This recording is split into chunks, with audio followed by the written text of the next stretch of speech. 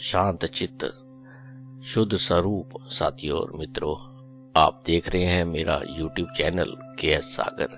स्वीकार कीजिए आपके अपने हम सफर कमल का अभिनंदन। जय जितेंद्र, आदाब, सत श्री अकाल। साथियों मित्रों, सर्वप्रथम मैं आपको मेरी हौसला अफजाई करने के लिए कोटि कोटि शाह धन्यवाद।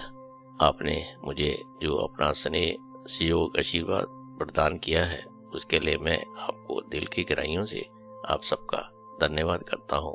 इस आशा और विश्वास के साथ कि आप अपना हौसला, आपका सहयोग, अपना आशीर्वाद मुझ पर बढ़ाए रखेंगे, ताकि मैं आने वाले कार्यक्रम के माध्यम से आपके समक्ष प्रेरक प्रसंग और दादा की वाणी के साथ उपस्थित होकर आपको इसका श्रवण कराता रहूं। साथियों मित्रों, आइए हम सब मिलकर दादा की वाणी का श्रवण करते हैं। जिंदगी एक अच्छा स्कूल है, नेचर एक अच्छा टीचर है, प्रॉब्लम एक अच्छा असाइनमेंट है, फेलियर एक अच्छा रिवीजन है और सक्सेस एक अच्छा नतीजा है।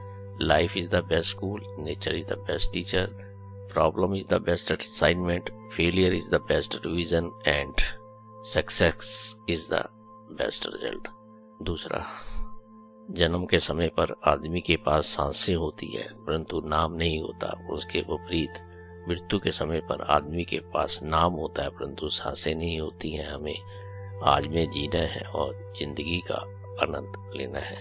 At the time of birth no name is there but breath is there. On the other hand, at the time of death no breath is there but name is there. So always live in the present and enjoy the life. तीसरा, my horse is hungry. चौथा, whatever may be the color of the person, whether it is black or white, its shadow is always black. पांचवा, now never. छठा, someone received you, someone rejected you, but you have to be selected all of them and love all alike. सातवां, love to mankind. आठवां, be clean rather than clever. नौवां, no desire, no disappointment. 10वां, अगर आप किसी भी कार्य में दक्ष होना चाहते हैं तो उसके लिए सर्वप्रथम अपने आप को दक्ष बनाना होगा। If you want to be an expert in any field, you must be an expert first. 11वां, प्यार एक दूसरे की आंखों में देखने से नहीं है, उसके विपरीत एक ही दिशा में देखने का ही नाम प्यार है। प्रेम is not an action, it is state of mind. साथियों मित्रों, अगर कोई व्यक्ति ट्रेन का आखिरी डिब्बा भी पकड़ लेता है तो वह अपनी मंजिल पर पहुंच जाता है। हमें भी इसी तरह इस जीवन रूपी शरीर के साथ में अपनी मंजिल को तय करते हुए उसकी ओर प्रयास करना चाहे, ताकि वह उस परम पिता परमात्मा द्वारा बताई हुई उस मंजिल के नजदीक पहुंचकर उस परम पिता परमात्मा में विलीन होने का प्रयास करे। और इसके विपरीत अगर कोई भी व्यक्ति उस परमपिता परमात्मा का दरवाजा खड़काता है तो वह परमपिता परमात्मा दरवाजा अवश्य खोलता है। बस जरूरत है इस बात की कि हमें उस ओर कितनी सार्थक प्रयास करते हैं। साथियों मित्रों, अभी आपने दादा की वाणी का श्रवण किया। आइए हम अब सब मिलकर एक प्रेरक प्रसंग का श्रवण करते हैं। साथियों मित्रों, हर व्यक्ति के जीवन के अंदर 3 प्रकार के कर्म बताए गए हैं: मंद कर्म, मध्य कर्म और तीव्र कर्म। हर व्यक्ति को इन कर्मों को काटना ही होता है। हर व्यक्ति चाहे उसे हंसकर, दुख कर, सहन कर इन कर्मों को काटे, पर उस परम पिता परमात्मा द्वारा और हमारे जीवन में पूर्व में किए हुए हमें सर्व कर्म भोगने ही पड़ते हैं। चाहे हमें उसे हंसकर, दुख कर, रोकर, जेल कर कैसे भी काटे, अगर व्यक्ति उस परम पिता परमात्मा में शरण में, उस परम पिता परमात्मा की शरण में चला जाता है तो उस परम पिता परमात्मा उसका ख्याल रखते हुए उसकी सहायता करते हैं और उन कर्मों को काटने में उसका सहयोग करते हैं। परंतु हमें वह कर्म स्वयं ही काटने पड़ेंगे। हमें जीवन के अंदर अच्छे कर्मों की ओर ध्यान देना चाहिए। अपना व्यवहार शुद्ध, पवित्र, दूसरों के प्रति नफरत जैसा नहीं रखना चाहिए। राग, द्वेष, क्रोध, लोभ, मोह, अहंकार से हमें बचना चाहिए। हमें उस परम पिता परमात्मा को पाने का भी प्रयास करना चाहिए।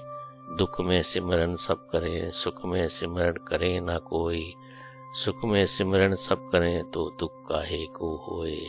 बड़ी मुश्किल से मुश्किलें आसान होती हैं, आदमी इंसान बनता है बड़ी मुश्किल के साथ। यूं तो परमात्मा मौजूद है हर जगह, परंतु इन आंखों से दर्शन होते हैं बड़ी मुश्किल के साथ। दाता जिस पर रहमतें होती हैं तेरी, वही आता है सत्संग में, वही आता है सत्संग में। मेहरबानियां दाता जिस पर होती हैं तेरी, वही गुणगान गाता है दाता तेरे, वही गुणगान गाता है तेरे। साथियों मित्रों, जब आदमी सत्संग की इस यात्रा में अपने कदम बढ़ाता है तो उसके अंदर विवेक जागृत होता है, बुद्धि मन चित्त से शांत होता है, स्थिर होता है, तो वह उचित और अनुचित का निर्णय कर सकता है और जीवन के पथ पर आगे बढ़ता ही जाता है। साथियों, हमें आज की इस भागती दौड़ती जिंदगी में सुकून के कुछ पल के लिए सत्संग पर भी अपना ध्यान को केंद्रित करना चाहिए। सत्संग के विभिन्न प्रकार बताए जाते हैं। अपना कार्य करना, अपने संकल्प को पूरा करना भी सत्संग है। ये नहीं कि हमें सत्संग हमें उस परमपिता परमात्मा को पाने का एक रास्ता है, इसके हमें गुरु का माध्यम, गुरु का साथ भी करना चाहिए। गुरु हमें उस परमपिता परमात्मा की ओर ले जाने का प्रयास करता है, हमें प्रयास तो स्वयं ही करना पड़ेगा। साथियों मित्रों, आज की इस भागती दौड़ती जिंदगी में जब आदमी विभिन्न प्रकार की बीमारियों से ग्रस्त होता जाता है, अपने को शांत, स्थिर और उचित निर्णय लेने के लिए हमें कुछ समय तक इसकी ओर अपना ध्यान केंद्रित करना ही चाहिए। मैं नहीं कहता कि आप सारा दिन सत्संग में ही रहे, कुछ पल उस परमपिता परमात्मा को, कुछ क्षण उस परमपिता परमात्मा को जिए, तो हम जीवन के इस संसार में आगे बढ़ सकते हैं। और जब हम शांत और स्थिर होंगे तो हमारे द्वारा लिया गया निर्णय उचित होगा और विवेक के साथ काम करते हुए अपनी सभी नैतिक कार्यों का निर्वाह करेंगे, और जिससे कि हम जीवन के पथ पर आगे बढ़ने का प्रयास करते हुए 84 लाख की जोनियों से अपने आप को मुक्त करते हुए इस संसार में उस परमपिता परमात्मा में विलीन होने का प्रयास करेंगे। मैंने आपको अभी बताया था कि आइए एक प्रेरक प्रसंग के माध्यम से कर्मों के ऊपर मैं अपने भाव आपके साथ साझा करने का प्रयास करता हूँ। साथियों मित्रों, एक साधु थे जो उस परमपिता परमात्मा पर अपना अडिग विश्वास रखते थे। परमात्मा के ध्यान में अपने आप को विलीन रहते हुए अपने सभी नैतिक कार्यों का पालन भी करते थे। और जब वह जीवन की उस अवस्था में आए जो कि हम सबको उस अवस्था में कभी ना कभी किसी रोज आना ही पड़ता है, वैसे तो परमपिता परमात्मा ने हमें इस मृत्यु लोक के इस संसार में छुट्टियां बिताने के लिए भेजा है। किसी को 10 दिन की छुट्टी, किसी को 20 दिन की, किसी को इमरजेंसी छुट्टियां, किसी को 100 साल, किसी को 90 साल, किसी को कुछ पल की छुट्टियां के लिए यहाँ पे उस परमपिता परमात्मा ने भेजा है। हमें उन सभी छुट्टियों का आनंद लेते हुए हमेशा उस परमपिता परमात्मा पर अपना ध्यान केंद्रित करने चाहिए। साथियों, मैं आपसे कर्म फल के बारे में आपका ध्यान केंद्रित किए हुए था, आइए उस पर दोबारा वापस लौटते हैं। जब वह साधु जीवन की उस अवस्था में पहुंच गया जहाँ पे आदमी की इंद्रियां काम करना बंद कर देती हैं, यानी कि क्षीण हो जाती हैं, कमजोर हो जाती हैं, आदमी अपने नैतिक और दैनिक कार्य को भी निवृत्त करने में असमर्थ होता चला जाता है। वह साधु के साथ भी ऐसा ही हुआ। जीवन की उस अवस्था में जब वह इस पोजीशन पर, उस स्थिति पर पहुंचा, तो उसको भी इस तरह का सामना करना पड़ा। वह अपने शिष्यों को आवाज देता, कुछ समय तक तो शिष्य ने उसका ही कार्य कराने में उसकी सहायता करी, परंतु उसके बाद जब वह 2-3 बार भी उन शिष्यों को आवाज देता तो वह शिष्य उसकी बात को अनसुनी कर ना तो आते ना ही उसका कोई सहायता करते। साथियों मित्रों, वह व्यक्ति जो भी उस परमपिता परमात्मा की शरण में, उसकी परमात्मा की याद में जाता है, तो मंद कर्म उस परमपिता परमात्मा की याद में ही कम होकर कट जाते हैं, और मध्य कर्म भी इसी प्रकार उस परमपिता परमात्मा की शरण में जाने से कम जरूर हो जाते हैं, परंतु निर्वाह और उसका भुगतान तो हमें करना ही पड़ता है। लेकिन तीव्र कर्म में जब आदमी उस परमपिता परमात्मा की भक्ति में विलीन रहता है तो वह कर्म तो करते हैं, परंतु उसका कष्टों का निवारण, कष्टों का दुख हर व्यक्ति को स्वयं ही सहना पड़ता है। परमात्मा उसमें हमारी सहायता अवश्य करता है।